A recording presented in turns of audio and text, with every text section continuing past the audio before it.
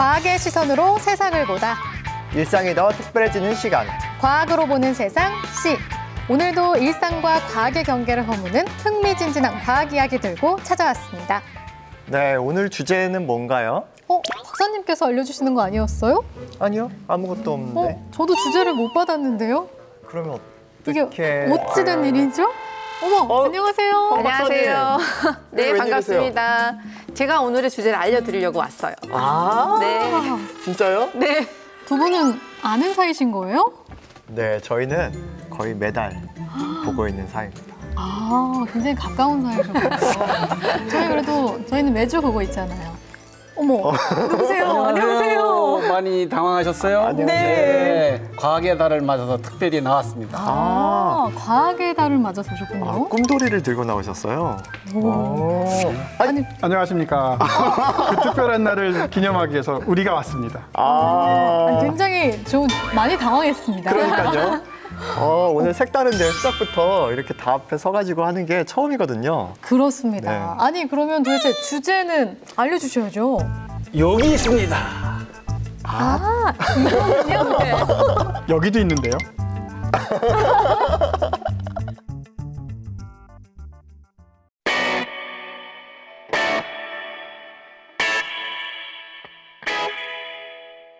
You're such a motivator, gotta get you where. So sick of saying yes sir, yes sir. You're such an instigator, you wanna play the game. Take it or leave it, that's her, that's her. And I can't wait another minute. I can't take the look she's giving. Your body rocking, keep me up all night. 오늘 셀프로 등장하셨으니까 소개도 셀프로 한번 부탁드리겠습니다. 예, 안녕하세요. 시민과 소통하는 과학인 대전시 초대 과학부시장입니다.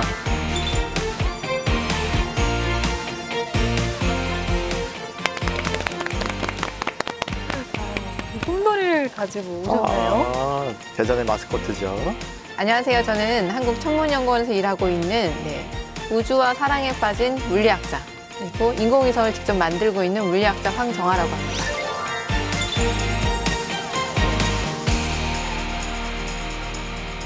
반갑습니다. 그건 뭔가요? 보통 인공위성을 만들 때 인공위성을 우주로 보내려면 로켓이라는 발사체가 필요합니다. 그래서 발사체에 항상 달려 있어요. 맨 마지막 순간에. 모든 게 준비가 끝났을 때 이걸 떼어내고 그 다음에 우주로 나아갑니다. 굉장히 상징적인 물건이네요. 네네. 안녕하세요. 연구단지의 엔터테이너 표준과학연구원의 임현균입니다.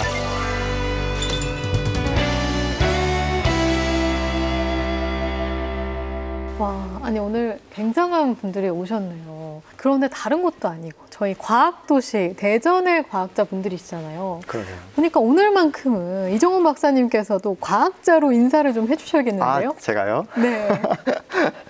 그럼 한번 해보겠습니다. 네. 책과 사람에 쉽게 매료되고 과학과 예술을 흠모하는 연구자 이정원입니다. 반갑습니다.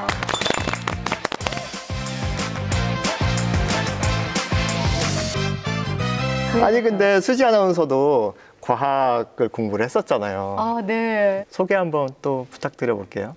저도 끼워주시다니요. 감사합니다. 저는 과학과 케미 좀 아는 아나운서 맹수지입니다.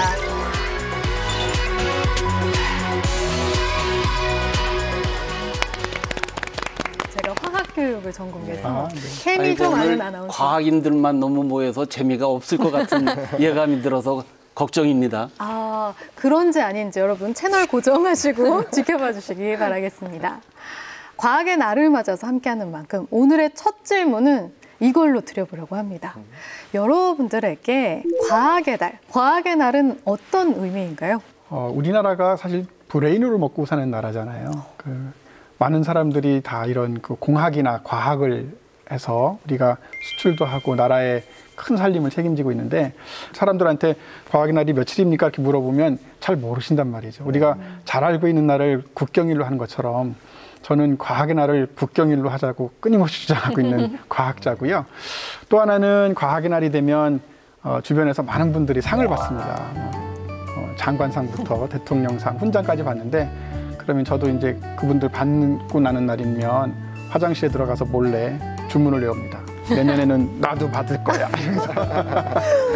사실 과학자한테 과학의 날은 그렇게 특별한 날이 아니라 여느 날과 다름이 없는 그냥 하루 일상과 똑같은 원래 하던 일을 계속 반복해서 꾸준히 똑같이 연구를 하는 하루 중에 하나인데 과학자가 아닌 사람들한테 과학의 날이 특별한 것 같습니다. 그래서 과학자가 아니신 분들이 그날 하루만이라도 과학이나 과학자에 대해서 한 번 더 생각해 주시면 참 좋을 것 같고 그런 분들이 또 과학자가 지금까지 이루어 놓은 일이나 과학이 지금까지 추구하고 앞으로 미래에 이루어 놓을 일에 조금이라도 관심을 가져줄 때 또 과학자로서의 책임감이 더 많이 생기는 것 같습니다. 아니 근데 과학의 날이 언제 시작됐는지 혹시 아세요? 제가 조금 설명드릴까요? 이미 그 과학의 날은 정부에서 1967년에 과학기술처라는 그 정부 조직을 처음 만들었어요. 그날이 4월 21일이었고 그래서 이것을 기념하기 위해서 68년부터 이제 과학의 날 행사를 해왔는데요. 지금 올해로서 54번째 맞는 네. 과학의 날입니다. 굉장히 오래됐네요. 뭔가 손 드셨는데. 네, 더불어서 좀 말씀을 드리면 처음에 정할 때는 30년대에 정했거든요. 그래서 이제 이걸 뭐 잠깐만요. 제가 할 건데 다 쏙쏙 빼가시는. 눈치챘습니다. 네, 제가 하셔야 돼, 잡학사전. 네, 숨겨진 이야기 비하인드 스토리를 소개하는 이정원의 잡학사전이라는 코너가 있거든요. 그래요? 바로 들어가야겠는데요. 코너를 뺏기실 뻔했는데요. 그러니까요. 하지만 궁금하니까 어서 네. 알려주시죠. 알겠습니다. 제가 사진 한 장 보내드릴 테니까 한번 받아 보시겠어요? 호잇. 엄청 잘 나이스 받으시네요. 캐치. 여기 이미지에 글귀 하나가 새겨져 있는데요. 이거 황정화 박사님 한번 읽어주시겠어요? 한 개의 시험관은 전 세계를 뒤집는다. 과학의 승리자는 모든 것의 승리자다. 과학의 대중화 운동을 촉진하자. 이 글귀가 1934년 아까 임 박사님께서 뭔가 말씀을 해주시려고 했던 거기 포스터에 써져 있던 글귀였습니다. 그 당시가 어떤 시절이었나요? 일제시대 아니에요? 맞습니다. 일제강점기 시절에 과학을 전파하고 과학을 알므로써 뭔가 대항하는 그런 운동을 하고자 했던 것 같아요. 그 김영관 선생님이란 분께서 과학조선이라는 것을 창간하고 거기에 과학문화 운동을 펼쳐나가기 시작하셨습니다. 1934년 4월 19일 첫 번째 과학데이. 근데 왜 하필 4월 19일이었을까요? 저 알고 있습니다. 손을 너무 번쩍 드시는 거 보니까 예습을 해왔습니다. 예습을 하셨군요. 그럼 저도 사실은 몰랐었거든요. 근데 과학의 날 특별 방송을 하신다고 그래서 공부를 사실 조금 했어요. 그랬더니 우리나라의 최초의 과학의 날은 다윈의 50주기를 맞이해서 정했다는 말이 있더라고요. 네, 그래서 19일이었다가 21일로 또 바뀌었죠, 나중에 67년도에. 맞습니다. 제가 태어난 해가 67년이거든요. 맞습니다. TMI. 아니 4월 21일은 과학기술처가 설립된 맞습니다. 날이기 때문에 맞습니다. 의미가 있는 것이고 네. 4월 19일이 다윈 탄생일이었어요? 네, 그렇습니다. 아닙니다. 탄생이 아니고 사망일. 사망 네. 50주기. 그것까지는 몰랐네. 네, 다윈의 사망일을 기념해서 4월 19일로 정했다는 퀴즈를 드렸는데 너무 쉽게 맞히셔가지고 감사합니다. 모범생이셔서 네, 연습해오셨네요. 그러면 2회 과학데이는 어떻게 됐을까요? 더 커졌을까요? 아니면 수그러들었을까요? 수그러들었을 것 같아요. 2회 과학데이는 굉장히 성대하게 치러졌습니다. 그랬군요. 네, 카퍼레이드까지 있었다고 해요. 왜 그랬죠? 그냥 사람들이 모인 거죠. 54대의 자동차가 종로에서 안국동을 돌며 행진을 했다고 하던데요. 깃발 들고 과학데이를 기념했다고 합니다. 그만큼 과학에 대한 그런 뭐랄까 열정이 좀 담겨 있는 것 같은데요. 네네. 또 일제강점기에 과학의 노래라는 걸 또 만들어가지고 연주를 했다고 해요. 홍남파 선생님이 작곡을 하고 김억 선생님이 작사를 한 곡이에요.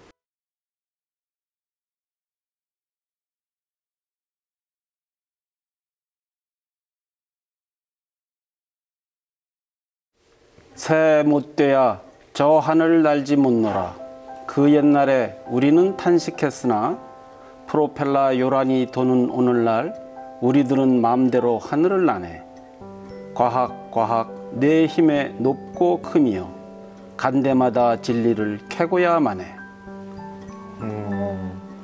이 굉장히 주는 의미가 네. 이게 1930년대에 이런 시를 지었다는 게 참 제가 40년 넘게 과학에 종사해 왔으면서도 네. 몰랐던 사실이라 이 과학의 역사를 좀 다시 한번 더 공부해야 되겠다는 생각이 듭니다. 네, 네. 심오하죠. 뭔가 그 일제강점기 시대의 그런 그 탄압과 그런 것들을 과학으로 뭔가 이겨내려고 네. 한 것 같은 느낌이 좀 드네요. 네. 그런데 54대 자동차가 동원됐으면 서울 시내 자동차가 다 모인 거 아닌가요? 그때? 그러게요. 네.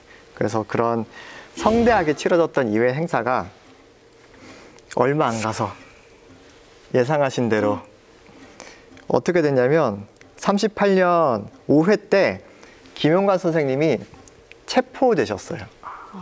일제 탄압이 되면서 과학대회가 막을 내리게 됩니다. 그리고 과학대회 운동을 주관하던 과학지식 보급회도 해체가 되고 말죠. 그렇게 과학대회가 사라지고 40여 년이 지나서 아까 말씀해 주신 대로 과학의 날이 다시 제정되게 되었습니다. 제가 예상은 했었지만 추측은 맞아요. 했지만 기대한 바는 아니었는데 그러니까요. 마음이 좀 씁쓸하네요. 네, 5년이 안 가서 그렇게 되고 말았다는 사실을 전해드리면서 이정원의 잡학사전을 마치겠습니다. 쓸모있는 잡학이었습니다. 이렇게 1930년대에도 과학 그 부흥을 위해서 힘을 썼는데 사실 그렇잖아요. 다들 과학자분들이시지만 과학은 참 어렵게 다가오는 부분이 있거든요. 제가 답할까요? 네. 과학이 실제로 어렵기 때문입니다. 과학은 쉽지 않아요. 그거는 일단 팩트인 거고 사실입니다. 과학이 기본적으로 수학이라는 언어를 사용하기 때문에 언어를 이해하지 못하고는 접근성이 많이 떨어지기 때문에 수학을 완전히 배제하고 설명하기가 어렵습니다.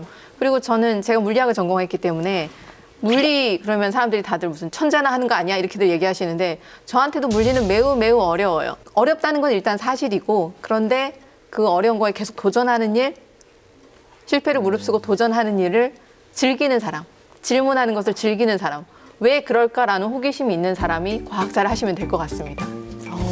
항상 많이 듣는 얘기가 일반인들한테 듣는 얘기가 과학은 어렵다.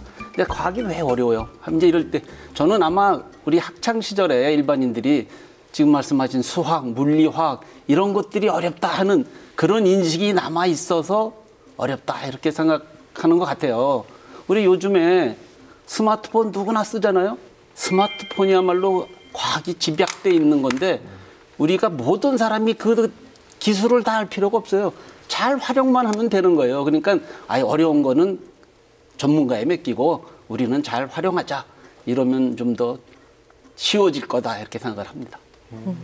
저는 조금 견해가 좀 다른 편인데요. 저는 과학이 재미있다는 것부터 접근을 하게 되면 좀 쉽지 않을까. 예를 들면 재미난 것들을 우리 아이들한테 노출을 시켜주고 아이들은 계속해서 질문을 던지고 그 질문이 호기심을 또 낳고 그러면 더 깊게 들어갈 수가 있거든요. 그래서 전반적으로 우리는 앞으로도 계속 과학으로 먹고 살아야 되는 나라이기 때문에 재미있는 과학을 더 많이 개발해주고 전파시켜주는 것이 우리 또 과학자들의 또 역할이 아닌가 이런 생각도 해봅니다. 과학을 좋아하는 사람들의 DNA랄까?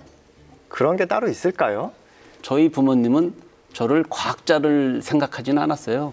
부모님이 희망하시는 바는 다른 게 있었는데 내가 하고 싶은 일을 하고 남이 뭘 하는 거랑 영향받지 않고 내가 하는 일만, 내가 하고 싶은 일, 잘하는 일만 하면은 내가 사는데 즐겁지 않을까. 그런 생각에서 사실은 이공계를 선택하고 과학자의 길을 시작하게 됐고 그것이 지금도 그렇게 저는 뭐 잘못한 선택이다 이렇게 생각하지 않습니다. 근데 저는 그렇게 생각하고 했는데 저희 자녀들은 아무도 과학자가 되질 않더라고요. 제가 생각하는 거와 다른 사람이 보는 또는 자식들이 보는 네. 그거는 또 좀 다를 수가 있죠. 그래도 그러나 누구나 자기가 하고 싶은 일을 한 아까 얘기했는데 재미있는 일, 자기가 흥미를 갖는 일을 한다는 게 중요한 것 같아요. 황 박사님은 과학을 어떻게 시작하셨나요? 그 중학교 때 정말 우연히 갔었던 과학 영재 교실에 다니면서 과학을 누구보다 다른 사람들보다 다른 친구들보다 조금 더 빨리 조금 더 멀리 배우기 시작하니까 좀 재미가 있더라고요. 사실 하고 싶은 일들은 다른 일들이 많았었는데 아나운서도 되고 싶었고 아, 정말요? 기자도 되고 싶었고 책을 쓰는 사람도 되고 싶었고 작가도 되고 싶고 특히 그때 인디아나 존스의 그 고고학자 정말 되고 싶었어요. 여행을 다니면서. 네, 정말 많은 꿈이 있을 나이였는데 근데 영재교실 가게 되는 바람에 과학에 꽂히면서 이렇게 어려운 문제에 도전하는 게 나름 재미있더라고요. 그 재미를 찾은 거죠. 그래서 계속 그 길로 이렇게 흘러가게 됐던 것 같습니다. 그리고 별로 후회는 없고요.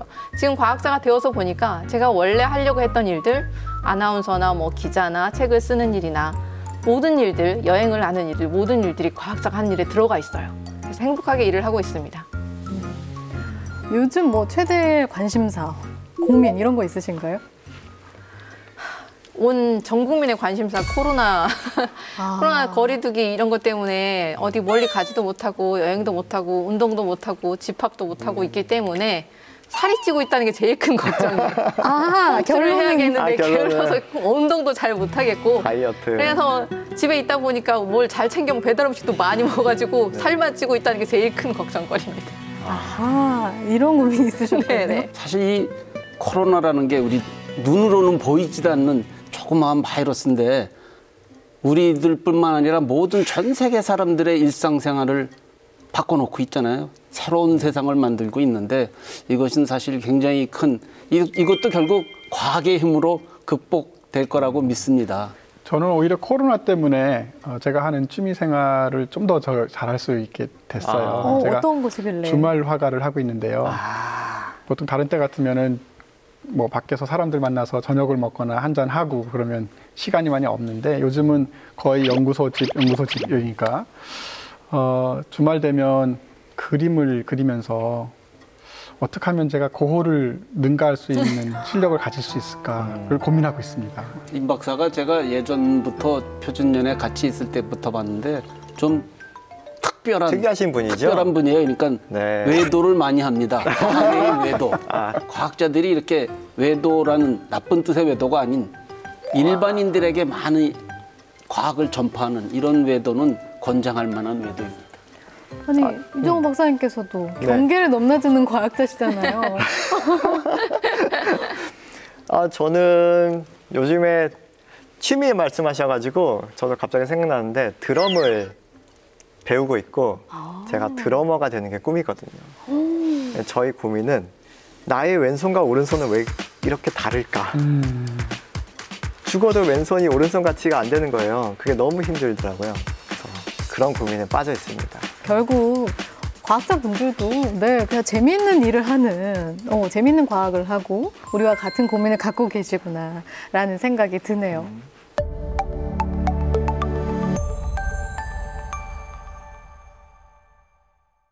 오늘 특히 대전에는 과학부시장이 있잖아요. 어디에도 없는 과학부시장이 있습니다. 아마 다른 지역에서는 과학부시장에 대해서 잘 모를 것 같거든요. 네. 대덕특구의 성과를 어떻게 기술을 기업이나 창업 등으로 좀 연계를 해서 지역 경제를 좀 활성화시킬 방안이 없겠는가 해서 이제 대전시에서 그 과학부시장제를 만들고 그래서 이제 대덕특구와 기업들 그리고 시민들과의 그 가교 역할을 해서 좀 그런 연결을 좀 활발하게 해달라.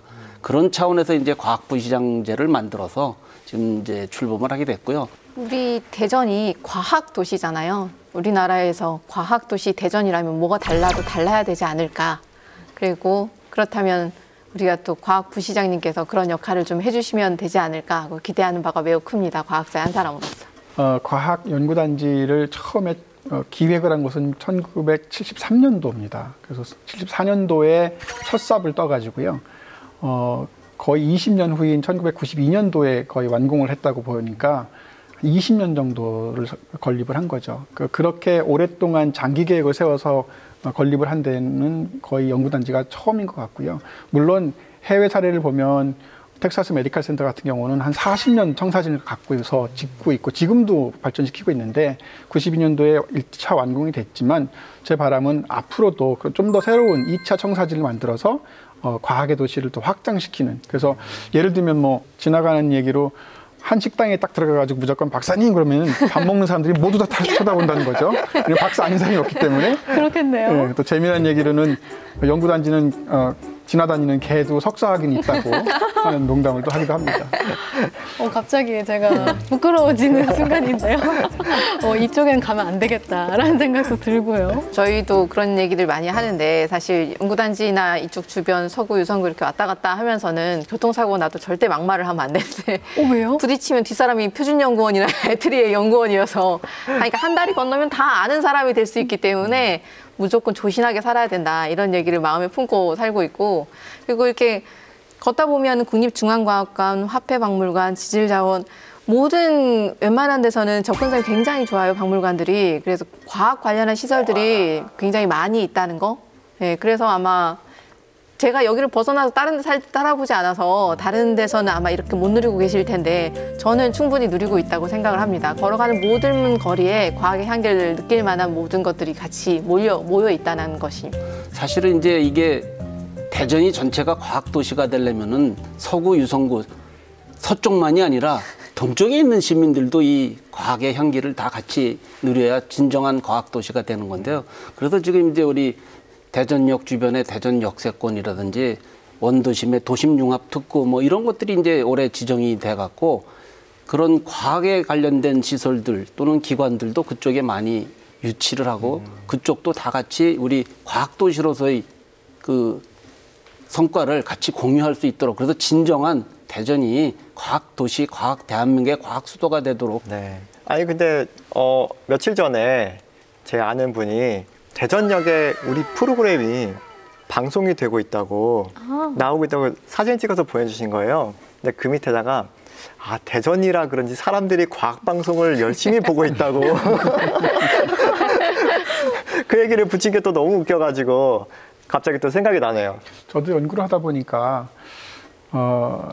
이 연구라는 것이 자기 어떤 문제를 푸는데 여러 가지 툴이 사용되잖아요. 수학도 화학도 뭐 하는데, 근데 이제 같이 집합적으로 있다 보니까 제가 모르는 것을 물어볼 사람들이 주변에 굉장히 많아요. 그래서 지금 좀 아쉬운 점은 각각의 연구소들이 개별화돼 있어서 서로 교통을 안 하고 있는데 그런 문을 좀 트는 것을 계속 얘기하고 있는데 계속 안 되고 있어요. 그래서 연구원들 간에 벽을 좀 허무는 것도 굉장히 큰 우리가 좀 해야 되는 것 중에 하나입니다. 그래서 많은 대화를 서로 나눠야지 될 텐데 지금은 문이 지금 막혀 있어서요. 좀 어려운 점들도 있습니다. 이게 사실은 40년 전에 우리 여기 연구단지의 연구소들이 만들어졌을 때는 오늘 여기 우리 사회를 보시는 우리 이 박사님은 전자통신연구원 출신, 여기 천문연, 표준연 이렇게 각 연구소들이 초기에는 어떤 역할, 어떤 분야의 임무를 맡아달라고 해서 만들어졌거든요. 근데 지금은 이제 역할들을 어느 정도 해서 이제 전문성이 쌓였고 이제 융복합 시대가 됐거든요. 그래서 사실 이제 대전시에서도 하려고 그러는 게 이런 융복합 연구를 할 수 있는 좀 장을 만들어주자 해서 저희가 이제 융합연구센터 이런 것도 하고 또 어울림 프라자 해갖고 이렇게 어울릴 수 있는 진짜 그런 자리를 자꾸 만들어서 여러 사람들이 같이 어울리고 연구원들뿐만이 아니라 기업인하고도 어울리고 시민들하고도 어울리고 이렇게 해서 우리가 좀 더 지역사회 발전을 위해서 할 수 있는 그런 장을 제공하려고 지금 노력을 하고 있습니다. 사이언스 페스티벌을 대전 대표하는 페스티벌 중에 하나인데 우리도 과학자이지만 시민으로서 혹시 참여해 보셨나요? 예. 네. 저희 아이들이 아직 초등학교, 중학교 학생들이기 때문에 매년 참여를 열성적으로 하고 있습니다. 저는. 근데 너무 많이 기다려야 되는 불만이 요만큼 있는데요. 네. 뭐 어느 코너를 가나 대기줄이 어마어마하기 때문에 굉장히 많죠. 네, 맞아요. 뭐 하나 이렇게 실제로 해보려고 하면 1시간 반, 2시간은 기본 기다려야 되고 주로 가서 엄마가 기다리고 있어야 되기 때문에 매우 힘든 날이 되겠습니다. 저는 그 미국 워싱턴 쪽으로 안식 20년을 갔다 왔어요. 그래서 간 김에 아이들 저희도 그때 둘째가 고등학생이어서 그 미국 사이언스 페스티벌에 발런티어를 또 지원을 해서 큰 아이하고 저하고 작은 아들하고 셋이서 이제 발런티어링 하고 옷 뭐 티셔츠 입고 사람들 이제 안내하고 막 이랬었는데 그때 굉장히 좋은 경험을 했다는 그 생각이 든 것이 그 사람들의 페스티벌은 우리하고 규모가 훨씬 더 크더라고요. 크다는 얘기가 대규모 컨벤션 센터를 빌려가지고요. 거의 건물 3개를 밑에를 다 통해져 있는 데서 하고 그다음에 그러다 실내에서 하다 보니까 굉장히 고가의 장비를 다 구비를 해서 우리가 볼 수 없었던 수억 원, 수십억 원짜리 로봇 같은 거, 수중 로봇들도 있었고요. 그리고 각각의 기관들은 물론 우리도 다 그렇게 하지만 각각의 기업체나 기관이나 연구소들이 다 서포트를 해줘가지고 굉장히 좀 차원이 높다고 할까요? 사실 미국의 과학축제는 관 주도가 아니고 맞아요. 민간단체 주도입니다. 맞습니다. 우리는 행사하면은 정부 또는 지자체들 관이 주도하고 민간이 이렇게 참여하는 이런 식으로 돼 있는데 민간 주도라면 민간이 스스로 다 같이 하는 거기 때문에 훨씬 더 행사가 커질 수 있고 우리도 그런 이제 시민의식이 연구단지가 있기 때문에 과학도시라고 그랬잖아요. 연구단지 분들이 적극적으로 이날은 우리 시민을 위해서 봉사하는 날, 같이 즐기는 날 이런 마음으로 임해주면은 아마 진짜 이게 대전의 축제일 뿐만 아니라 대한민국의 축제로 어디서나 거기는 꼭 가야 돼 이런 행사가 될 수 있도록 하면 좋겠습니다. 저도 그렇게 될 수 있도록 첫 발을 놓는데 제가 같이 노력을 하겠습니다. 네, 힘써 주십시오. 아니 같이 하자고 이렇게 말씀해 주셨는데 어떻게 대답을 해 주셔야죠? 기꺼이 네, 참석하겠습니다. 기꺼이 네. 참여하겠습니다.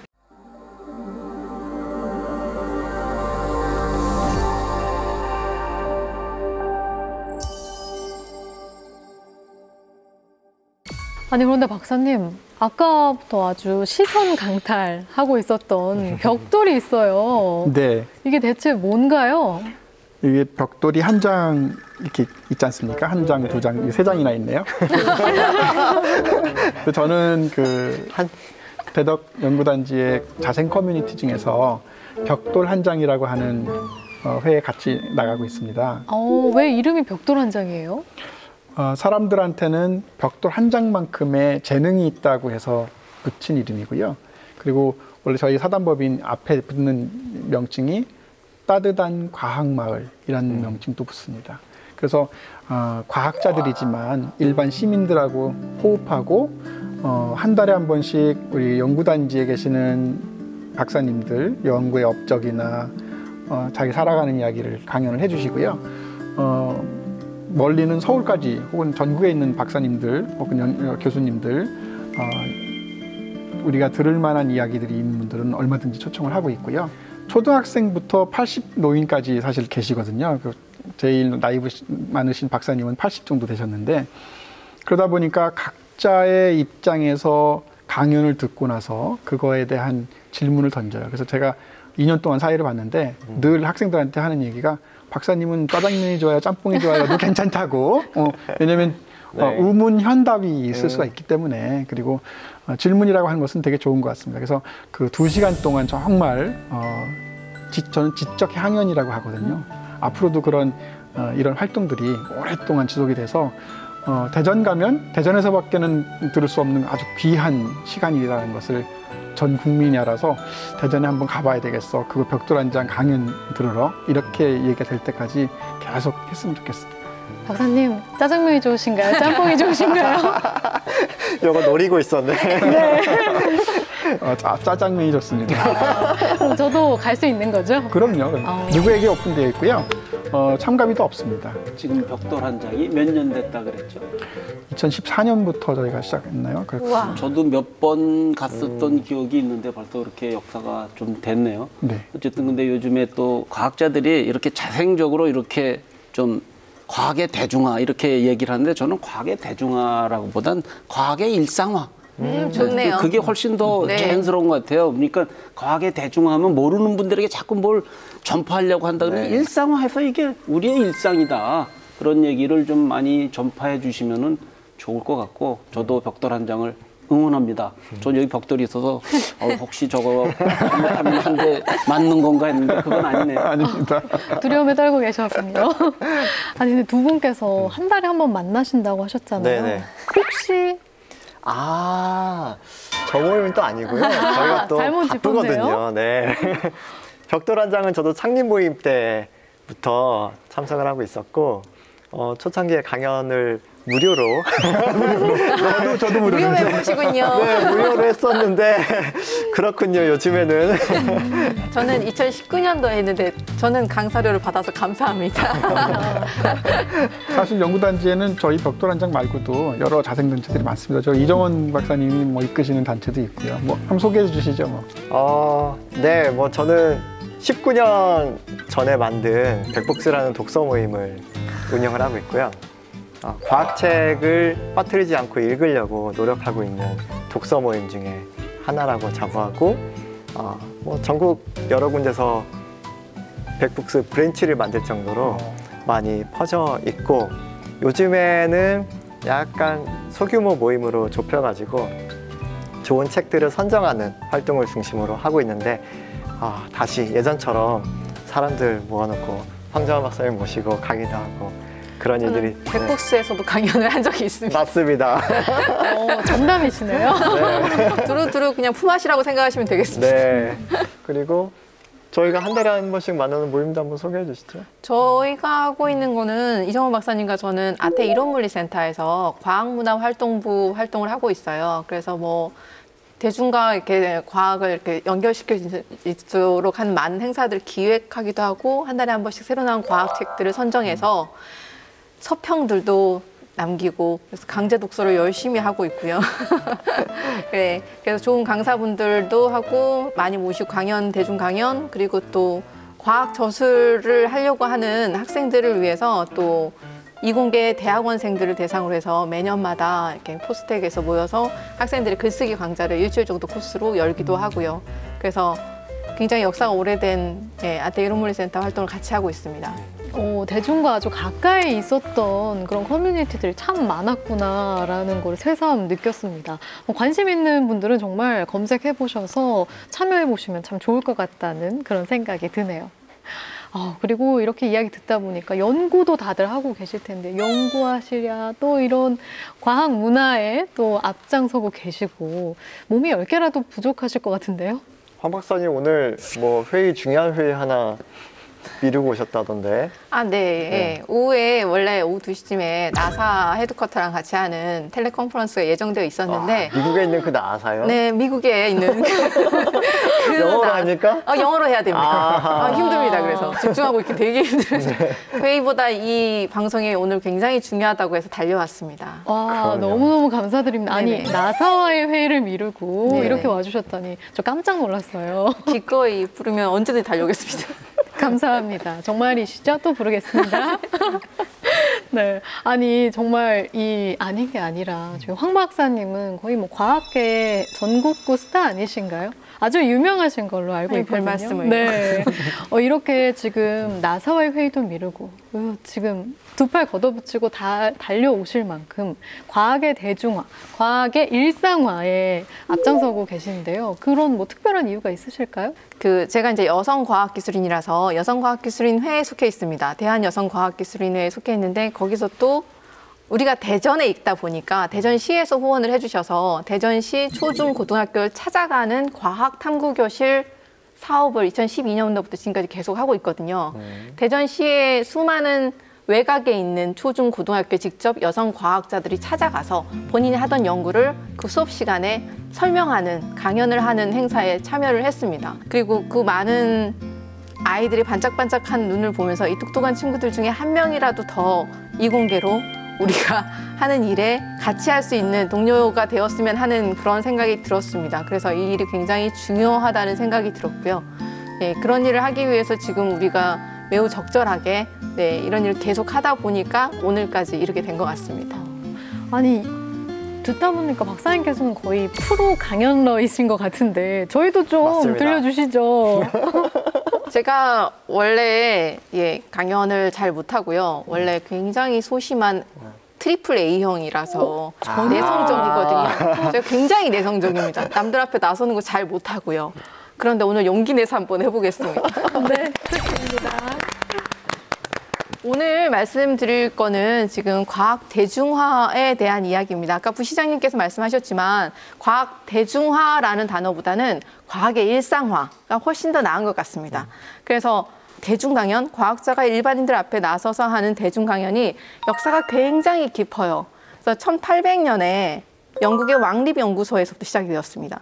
그래서 산업혁명 전후에 해서 사람들이, 일반 성인들이 과학에 대한 관심이 굉장히 높아졌습니다. 사회에서. 그래서 일반인들을 대상으로 하는 과학 강연을 영국 왕립연구소에서 하기 시작했죠.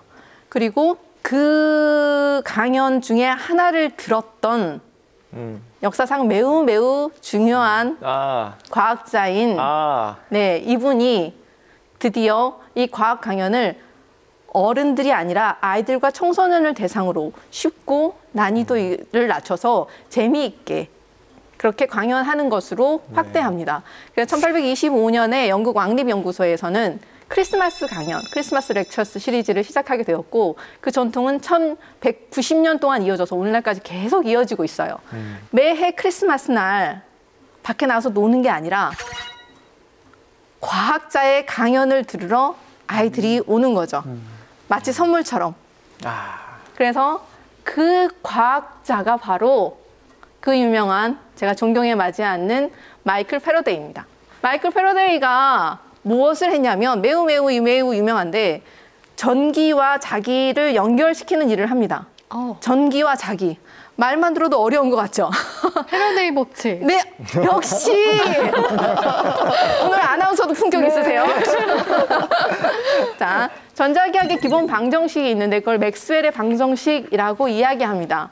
맥스웰의 방정식은 기본적으로 전자기 유도 법칙, 전기와 자기가 서로 어떻게 연결되어 있는가 하는 법칙이에요. 다이버전스 D는 로고, 다이버전스 B는 0이고 컬 E는 뭐 편미분의 B고 뭐 일단 쓰고 시작하겠습니다. 알든 모르든 간에 이렇게 전자기 유도 법칙, 패러데이 법칙. 자기장이 있으면 전기장이 따라온다는 거예요. 자기장이 모든 시간에 대해서 똑같을 수가 없거든요. 당연히 공간에서 균일할 수는 없어요. 자연적으로 불가능한 일이에요. 시간에 대해서 변화하는 자기장은 반드시 전기장을 만들어요. 전류를 흐르게 만들어요. 이게 엄청나게 유명한 법칙입니다. 물리의 기본 중에 기본이에요. 이 맥스웰의 법칙에 이름을 올리신 패러데이는 우리한테는 영국 왕립연구소에서 1825년에 아이들을 위한 대중과학 강연을 처음으로 제안을 하시고 그 이후로 190일 동안 계속 이어져 오는 그 강연에 19번을 본인이 직접 강연을 하시고 그리고 더 놀라운 거는 패러데이는 초등교육도 받은 사람이 아니에요. 초등학교도 못 나온 사람이에요. 그 당시 너무너무 가난한 집에서 태어났어요. 4자녀 중에 셋째 아들로 태어납니다. 그래서 너무 가난해서 초등교육을 마치지 못한 상태에서 취업을 해요. 서점에 취업을 해서 책 제본하는 거 이런 걸 돕는 일로 돈을 법니다. 그래서 거의 성인이 다 됐을 무렵 한 20살, 21살쯤에 정말 누군가가 우연히 준 영국 왕립연구소에 과학 강연을 들으러 갑니다. 그때 들었던 강연이 그 청년의 인생을 바꿉니다. 한 번도 고등교육을 경험해보지 못한 학생이 그냥 일만 하던 학생이 근데 본인이 워낙 책을 좋아해서 그게 중요한 포인트인 것 같아요. 교육을 제대로 정규교육을 받지 않았지만 다양한 분야의 책을 많이 읽고 따라하고 강연을 들으러 가고 그 다른 과학자, 강연을 하셨던 영국 왕립연구소의 과학자의 실험 조수로 들어가게 됩니다. 그러면서 그분이 건강상의 이유로 강연을 더 이상 못하게 되자 패러데이를 추천을 합니다. 그러면서 대학도 나오지 않았고 초등학교도 제대로 졸업하지 못한 이 과학자는 본인의 연구 커리어를 쌓으면서 자신이 그랬던 것처럼 자신이 유년 시절에 그렇게 혜택을 누렸던 것처럼 가난한 집 아이들도 똑같이 과학 강연을 유명한 과학자를 눈앞에서 볼 수 있는 기회를 주었으면 좋겠다라는 것을 본인의 유언으로도 남깁니다. 본인이 국립묘지에 묻힐 기회와 귀족의 자기를 제안받았음에도 불구하고 모두 거절하고 그렇게 하지 말고 이 크리스마스 렉처 시리즈가 계속 갔으면 좋겠다라는 것을 계속 거기에 지원해달라고 요원을 하죠. 그래서 그게 오늘날까지 계속 이어지고 이 강연은 이제 그 영국 왕립연구소의 과학자들뿐만이 아니라 전 세계의 많은 석학들로 강연이 이어집니다. 그래서 여러분들이 아시는 많은 과학자들이 거기서 강연을 하셨고 1977년에는 칼 세이건이 거기서 강연을 하죠. 1977년은 보이저 1호가 지구를 떠나서 우주로의 항해를 시작한 그 해입니다. 그래서 전 세계의 많은 분야의 다양한 분야의 과학 석학들이 이제는 크리스마스 렉처스에 이렇게 초대돼서 강연을 하는 것을 무한한 영광으로 생각을 하고 생물이든 우주든 천문이든 물리든 분야를 가리지 않고 와서 어린이들의 눈높이에 맞춘 강연을 하는 것을 영광으로 생각하게 되었다는 거죠. 마이클 패러데이가 얼마나 큰 사랑을 받고 있었냐면 영국인들한테는 찰스 다윈보다 먼저 지폐에 새겨집니다. 과학자의 얼굴이. 20파운드짜리 지폐에 얼굴이 새겨질 정도로 영국인들의 사랑을 받고 있는 게 바로 마이클 패러데이죠.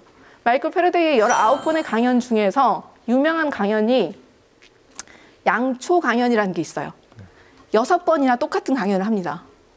양초에 대해서. 양초의 물질을 태움으로써 화학 연소. 화학이죠. 네. 연소를 통해서 빛을 내는, 그러니까 물질과 물질의 상호작용과 빛을 내는 원리에 대해서 양초를 보여주면서 실험하면서 했던 그 강연을 계속 반복해서 하고요. 그 강연의 끝에 늘 항상 아이들한테 이렇게 얘기를 합니다. 다이아몬드는 스스로 빛을 내지 못하고 양초가 내는 빛에 비추어서 빛을 낼 뿐이지만 양초는 스스로를 태워서 빛을 내고 있다고. 여러분들이 지금 배운 이걸 기억을 해서 나 말고 다른 사람들을 위해서 이렇게 자신이 배운 거, 자신이 알고 있는 거, 자신이 누리고 있는 것을 같이 공유하는 것을 여러분들이 이 자리에서 배웠으면 좋겠다라고 얘기하고 강연을 마칩니다. 그래서 그 자리에 있었던 많은 학생들이 다 이렇게 영감을 받아서 비슷하게 무언가가 되어 있겠죠. 양초가 다 됐겠네요. 양초가 되는 건 물리적으로 불가능하지만 양초와 같은 마음으로 사회에 기여하고 인류 복지에 기여하는 누군가가 되었겠죠. 네. 그래서 저는 과학 대중화라는 말보다는 보시는 것처럼 제가 이제 저도 이제 제 연구가 있고 제 일이 있고 제 가정도 돌봐야 하고 많은 일들이 있지만 대중 앞에 나서서 이렇게 강연을 하는 이유는 많은 어린 친구들이 보다 이렇게 현실적인 과학, 더 정확한 과학, 이렇게 멋있는 과학을 접할 수 있도록 해주고 그 접했던 친구들 중에 한 명이라도 하나라도 나중에 여기까지 함께 와서 저랑 같이 나란히 설 수 있는 동료나 후배가 되어주면 참 좋겠다라는 생각이고, 그리고 과학 대중화 또는 과학 강연이 꼭 필요한 이유는 과학자들이 애초에 국민의 세금을 받고 일을 하는 사람들이기 때문에 세금이 아깝지 않아야 합니다. 그래서 내가 무슨 일을 하고 있는지를 납세자인 시민들에게 설명해야 될 의무가 있다고 생각을 합니다. 그래서 납득시키고 계속 설득하고 필요하다고 이해시키고 하는 노력을 게을리하면 안 된다고 생각을 합니다.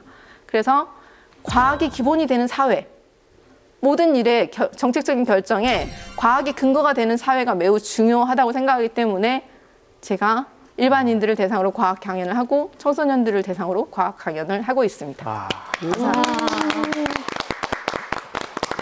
멋지십니다. 감사합니다. 한국의 패러데이라고 저는 감히 말씀드리고 싶습니다. 이런 영광을 하시고 싶으세요. 저 잘 먹습니다, 오늘. 한국의 패러데이. 야. 재미난 연관으로 표준과학연구원 앞을 지나가시면 저희 연구원의 입구에 7개의 기둥이 서 있습니다. 그래서 거기에 보면은 길이를 나타내는 미터부터 시간 세크도 있지만 그 중에 하나가 광도를 나타내는 CD, 칸델라거든요. 그 칸델라의 어원이 캔들에서 나왔습니다. 그래서 양초 하나만큼 밝기. 뭐 이런 거. 근데 말씀해 주셔가지고 계속 그런 생각이 들고요. 네, 그럼 마지막으로 저희 과학으로 보는 세상 C의 공식 질문만을 남겨두고 있습니다. 그래서 과학은 뭐다? 어려운 걸 제가 먼저 할까요? 저는 아까도 뭐 많이 말씀을 드렸는데 과학은 우리의 일상생활이다. 이렇게 말씀을 드리겠습니다. 네. 설명 안 하시나요? 뭐 우리의 일상생활. 설명이 필요 없는 말이군요. 네. 저는 과학은 짝사랑이다.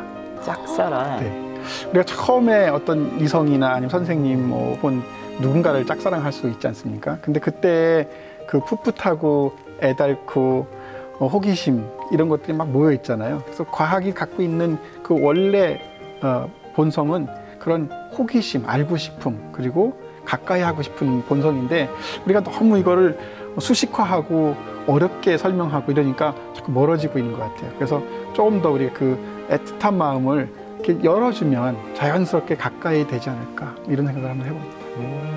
멋진 말로 마무리해야 될 것 같은데 너무 멋지게 말씀하셔서 저는 과학은 밥이다. 밥이다. 네, 밥이다. 오. 저는 제가 삼시세끼를 준비해야 되는 가정주부입니다.